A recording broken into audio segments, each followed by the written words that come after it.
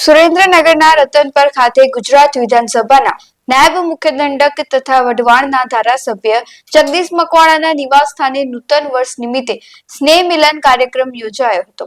આ પ્રસંગે વિવિધ સમાજોના અગ્રણી આગેવાનો, શહેરીજનો તથા ભાજપના હોદ્દેદારો મોટી સંખ્યામાં ઉપસ્થિત રહ્યા હતા। જગદીશ મકવાણાએ સૌને નૂતન વર્ષની હાર્દિક શુભકામનાઓ પાઠવી અને જણાવ્યું કે નવું વર્ષ સૌના જીવનમાં સુખ, શાંતિ અને સમૃદ્ધિ લાવે તેવી પ્રાર્થના છે। તેમણે મતદારો પ્રત્યે આભાર વ્યક્ત કરતા કહ્યું કે વઢવાણના વિકાસ માટે મળતો સહકાર અને સ્નેહ તેમને સતત પ્રેરણા આપે છે।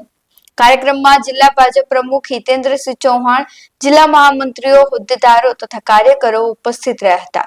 ખાસ કરીને કોઠારિયા ગામના પ્રસિદ્ધ કલાકાર કમાભાઈની હાજરીથી કાર્યક્રમમાં ઉલ્લાસ છવાયો હતો। સાદગીપૂર્ણ વાતાવરણમાં યોજાયેલ આ સ્નેહ મિલન કાર્યક્રમ એકતા અને સદભાવનાનું પ્રતીક બની સફળતાપૂર્વક સંપન્ન થયો હતો। આજથી શરૂ થતું આ વિક્રમ સંવત 2082 નું નવું વર્ષ આપ સૌના માટે સુખ, શાંતિ અને સમૃદ્ધિથી ભરપૂર રહે અને તમામનું આરોગ્ય તંદુરસ્ત રહે। આજના દિને આ નવા વર્ષે એક આ વિસ્તારના ધારાસભ્ય તરીકે મેં મારા નિવાસ સ્થાને સ્નેહ મિલનનું આયોજન કર્યું છે। આજે સવારે 9 વાગ્યાથી સતત લોકો શુભેચ્છા આપવા માટે આવી રહ્યા છે। સાથે સાથે આજના દિને એકબીજાને મળી નવા વર્ષે નવી વાતો અને સમગ્ર ગુજરાત રાજ્યનો વિકાસ થાય અને ગુજરાતની જનતા ખૂબ જ સુખી અને સમૃદ્ધ બને એ દિશામાં શુભેચ્છાનું આદાન પ્રદાન કરેલ છે।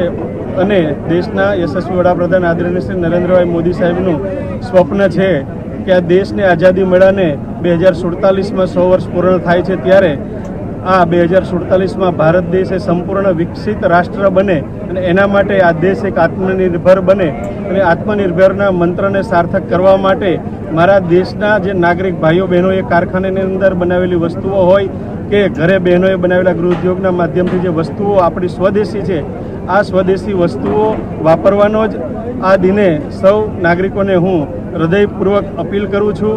અને જો આપણે સ્વદેશી વાપરશું તો આપણા નાગરિક ભાઈઓ બહેનોને એની રોજગારી મળશે, આ દેશ આત્મનિર્ભર બનશે અને 2047માં રાષ્ટ્ર એ વિકસિત રાષ્ટ્ર બનશે।